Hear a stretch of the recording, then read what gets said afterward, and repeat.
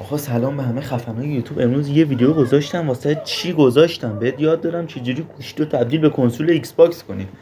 گوشیت هر چقدرم که ضعیفه مهم نیست، یه گوشی فقط باشه اینترنت رو راحت روون اجرا کنه. یا اینترنت حالا نسبتا خوبم بغلش داشته باشی دیگه اوکیه. آقا تو این ویدیو من گفتم الان شما این ویدیو رو ببینی میتونی با گوشیت بازی‌های گیم پس رو بازی کنی، بازی ایکس باکس رو بازی کنی، فورتنایت رو بازی کنی. الان من برای مثال میرم تو فورتنایت که بهت باور بشه. بعد ویدیو هم تو کانال برو ببین صفا کن. من الان پلیو میزنم، حالا استاپ میکنم تا بره داخل بازی. آقا رفقا ببینید اینم فورتنایتمون.